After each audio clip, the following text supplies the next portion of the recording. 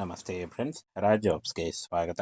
Friends, ಸಂಪೂರ್ಣವಾಗಿ ಸರ್ಕಾರಿ ಉದ್ಯೋಗಗಳು ನೋಡಿ, ಕೇಂದ್ರ ಸರ್ಕಾರಿ ಉದ್ಯೋಗಗಳಾಗಿರ್ತವೆ. ಹಾಗೆ ಈ ಒಂದು ಹುದ್ದೆಗಳಿಗೆ 8ನೇ ತರಗತಿ ಮತ್ತು SLC ಪಾಸ್ ಮಾಡ್ಕೊಂಡಿದ್ರೆ ನೀವು ಈ ಒಂದು ಹುದ್ದೆಗಳಿಗೆ ಅರ್ಜಿಗಳನ್ನ ಸಲ್ಲಿಸಬಹುದು. ಜಲಸಂಪನ್ಮೂಲ ಇಲಾಖೆಯಿಂದ ನೇಮಕಾತಿ ಆಗಿರುತ್ತೆ ನೋಡಿ. ಸಂಪೂರ್ಣವಾಗಿ ಜಲಸಂಪನ್ಮೂಲ ವಿಭಾಗದ ನೇಮಕಾತಿ ಆಗಿರುತ್ತೆ.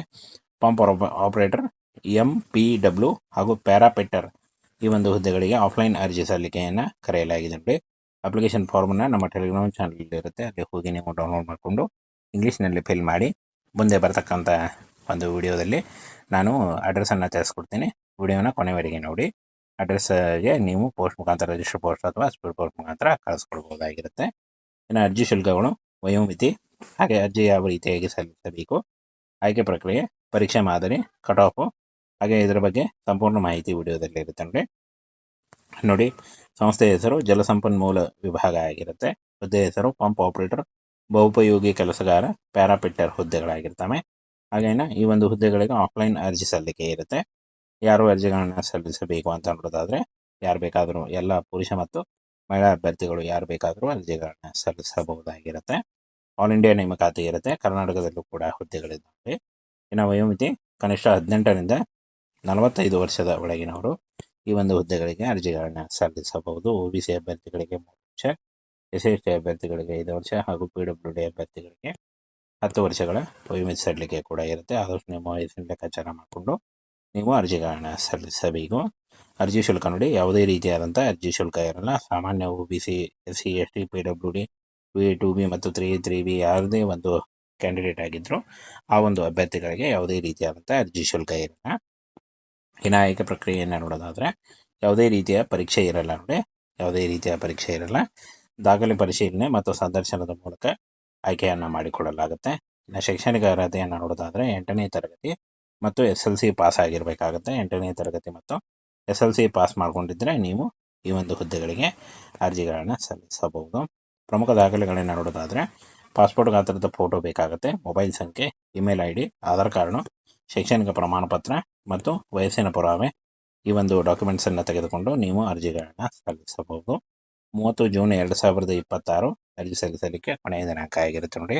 ಆನ್ಲೈನ್ ಮೂಲಕ ಆಫಿಷಿಯಲ್ ವೆಬ್ಸೈಟ್ಗೆ ಹೋಗಿ ನೀವು ಅಪ್ಲಿಕೇಶನ್ ಫಾರ್ಮ್ ಫಿಲ್ ಮಾಡುವುದರ ಮೂಲಕ ಅರ್ಜಿಗಳನ್ನು ಸಲ್ಲಿಸಬೇಕಾಗುತ್ತೆ. ಅದರ ಒಂದು ಡೈರೆಕ್ಟ್ ಲಿಂಕನ್ನು ವಿಡಿಯೋ ಡಿಸ್ಕ್ರಿಪ್ಷನ್ ಬಾಕ್ಸಲ್ಲಿ ಕೊಟ್ಟಿರ್ತೇನೆ ನೋಡಿ, ಅಲ್ಲಿ ಹೋಗಿ ನೀವು ಡೈರೆಕ್ಟಾಗಿ ಅರ್ಜಿಗಳನ್ನು ಸಂಪೂರ್ಣವಾಗಿ ಸರ್ಕಾರಿ ಉದ್ಯೋಗಗಳು ನೋಡಿ, ಕೇಂದ್ರ ಸರ್ಕಾರಿ ಉದ್ಯೋಗಗಳಾಗಿರ್ತವೆ. ಹಾಗೆ ಈ ಒಂದು ಹುದ್ದೆಗಳಿಗೆ 8ನೇ ತರಗತಿ ಮತ್ತು SLC ಪಾಸ್ ಮಾಡಿಕೊಂಡಿದ್ರೆ ನೀವು ಈ ಒಂದು ಹುದ್ದೆಗಳಿಗೆ ಅರ್ಜಿಗಳನ್ನು ಸಲ್ಲಿಸಬಹುದು.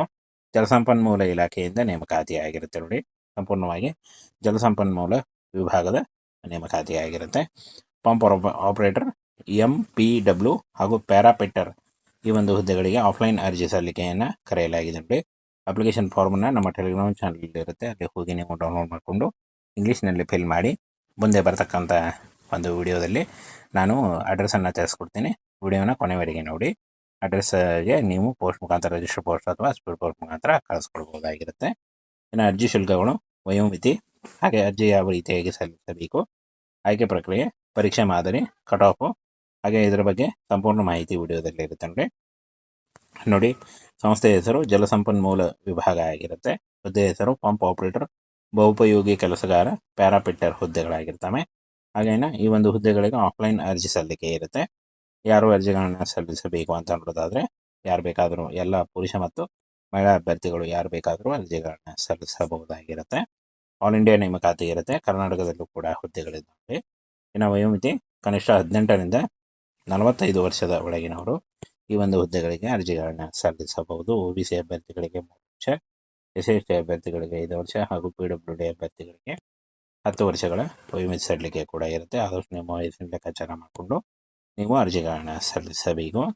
ಅರ್ಜಿ ಶುಲ್ಕ ನೋಡಿ, ಯಾವುದೇ ರೀತಿಯಾದಂಥ ಅರ್ಜಿ ಶುಲ್ಕ ಇರಲ್ಲ. ಸಾಮಾನ್ಯ OBC, SC, ST, PWD, 2B ಮತ್ತು 3B ಯಾವುದೇ ಒಂದು ಕ್ಯಾಂಡಿಡೇಟ್ ಆಗಿದ್ದರೂ ಆ ಒಂದು ಅಭ್ಯರ್ಥಿಗಳಿಗೆ ಯಾವುದೇ ರೀತಿಯಾದಂಥ ಅರ್ಜಿ ಶುಲ್ಕ ಇರಲ್ಲ. ಇನ್ನು ಆಯ್ಕೆ ಪ್ರಕ್ರಿಯೆಯನ್ನು ನೋಡೋದಾದರೆ, ಯಾವುದೇ ರೀತಿಯ ಪರೀಕ್ಷೆ ಇರಲ್ಲ ನೋಡಿ, ಯಾವುದೇ ರೀತಿಯ ಪರೀಕ್ಷೆ ಇರಲ್ಲ. ದಾಖಲೆ ಪರಿಶೀಲನೆ ಮತ್ತು ಸಂದರ್ಶನದ ಮೂಲಕ ಆಯ್ಕೆಯನ್ನು ಮಾಡಿಕೊಳ್ಳಲಾಗುತ್ತೆ.